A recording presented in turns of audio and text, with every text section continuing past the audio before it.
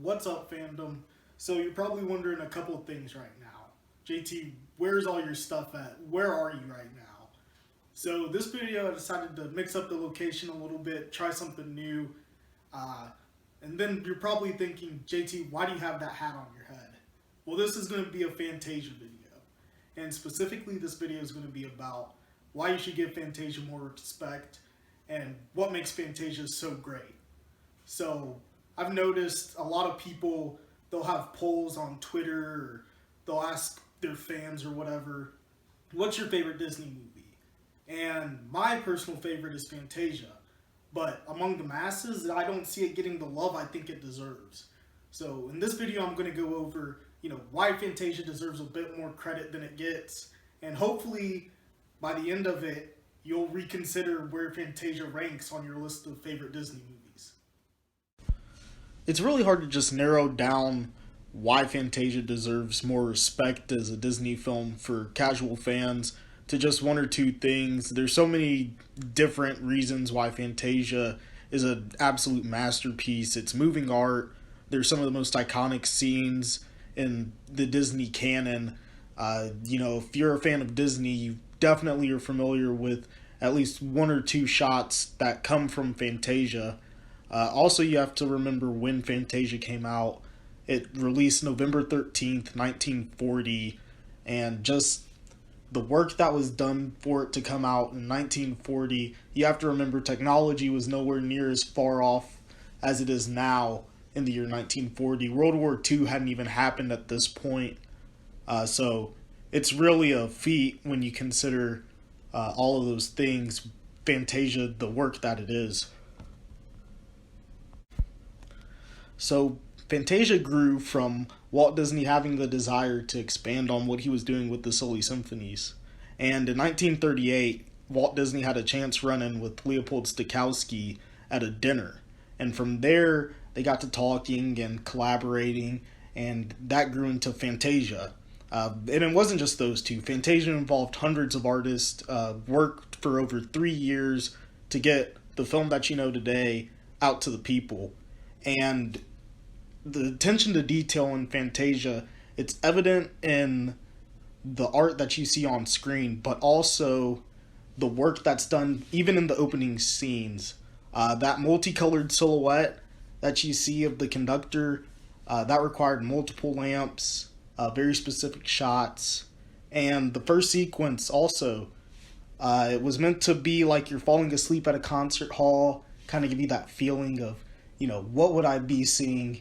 Just vague shapes, things like that. And, much of what you see in that first sequence comes back for later sequences.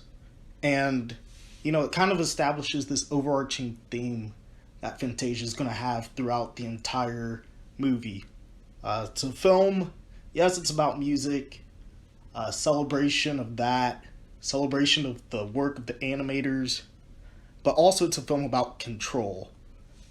Conductor controlling his, musicians, Chernabog controlling his minions of the night, Mickey Mouse trying to figure out how to control the magic powers he gets from his hat.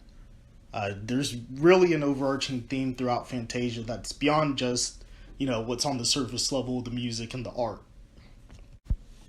So in this video, you're probably going to hear me mention a few times how innovative the animators had to be to get some of the effects that they wanted to have on the big screen actually happen on the big screen. For instance, in the Nutcracker suite, they had to use gears and a tracking camera to capture the way a snowflake falls from the sky onto the ground, how it spins, how it looks like it's floating. So they had to, innovate and really get creative as to how they were going to make this happen. Another thing Fantasia did, it was Walt Disney's third animated film, so a lot of the work that's done on Fantasia went on to inspire future Disney projects. For instance, the Dewdrop Fairies from the Nutcracker suite potentially went on to inspire Tinkerbell, because Les Clark, the guy who was in charge of animating Tinkerbell, her lead animator, he was also part of creating the Dewdrop Fairies for the Nutcracker Suite portion of Fantasia. And if you look, there's kind of that influence that can be seen between Tinkerbell and the Dewdrop Fairies all the way back in 1940. So after the Nutcracker Suite comes the Sorcerer's Apprentice, and this segment is responsible for probably the most iconic Mickey Mouse role ever. Originally, it was kind of toyed with Dopey from Snow White and the Seven Dwarfs being the apprentice in this sketch, but Walt rejected that idea, and it was kind of palatable for audiences to see Mickey Mouse in this role more so than a character from a film, because Mickey Mouse in the cartoons, he would be a steamboat captain one day and causing mischief in the town the other, or maybe a pilot in another cartoon. So it was just easy to see Mickey jump from role to role. He's kind of more of an actor character, like Bugs Bunny is for the Looney Tunes. But the sleeves that Mickey Mouse wears in Fantasia are kind of derivative from another cartoon he was featured in titled The Band Concert. Walt really liked how the sleeves captured his childlike behavior because they were so big and long, like a child wearing a shirt that's oversized. And Walt was really a fan of that. The Sorcerer's Apprentice was definitely going to be an important part of Fantasia, so much so that Leopold Stokowski handpicked the musicians that were performing the music for this piece. For all the other pieces of Fantasia, you're listening to the Philadelphia Orchestra, but for the Sorcerer's Apprentice, Stokowski handpicked 100 musicians to perform the music. So following the Sorcerer's Apprentice is the Rite of Spring, and in this segment we're shown the evolution of life all the way up until the point where the dinosaurs go extinct. And in the 1940s, the prevalent extinction theory was actually climate change, not the meteor strike extinction theory that you're probably familiar with and learned about in school. Another example of animators innovating is also shown in this segment of Fantasia. So the lava bubbles that you see in the beginning were actually captured by high-speed cameras, where pictures were taken of bubbles from coffee and oatmeal popping. These were then placed onto cells where they would be dyed black and white, so the animators could later go in and turn them into that red-orange lava color that you see in the film. The animators were also asked to study the music per Walt Disney's request to really be able to accent the points of action that this segment was going to have. One huge piece of action that actually bugs me a little bit every time I watch Fantasia is the Stegosaurus and T-Rex fight, because these two dinosaurs never coexisted. They were actually 75 million years apart in terms of when they roamed the Earth. So Walt Disney really wanted Fantasia to feel like a concert experience for the audience when they went to see this in theaters. And one of the ways that he decided to do this was through Fantasound. I'm going to link a video that goes into more detail about what exactly Fantasound is if you're interested in learning about that. But just basically it was a stereo sound system that would be put into theaters to give audiences an experience of actually being in the concert hall and hearing the musicians play this. Another thing Walt Disney did to make it more concert-like for the audience was have an intermission period. It's kind of in the middle of the movie, so audiences could get up, go to the bathroom, get ready for the next half. And when they got back from the intermission, the audiences were treated to one of the most fun characters in the entire Fantasia movie, and that's the soundtrack. I thought it was really cool how the animators were able to give personality to just a line. In the short time we see the soundtrack, it's shy, cheeky, and confident, and it's just remarkable how the animators were able to just put all those adjectives into a line in such a brief amount of time. But moving on from the intermission, we go into the Pastoral Symphony, which is a piece written by Ludwig van Beethoven. And the Pastoral Symphony really captures this Art Deco style for Mount Olympus. And some of the cool things that this segment has is the first winged horse to be animated, which may sound kind of uneventful, but if you remember the film Hercules, there's the horse Pegasus in that film, which definitely was inspired by the Pegasi,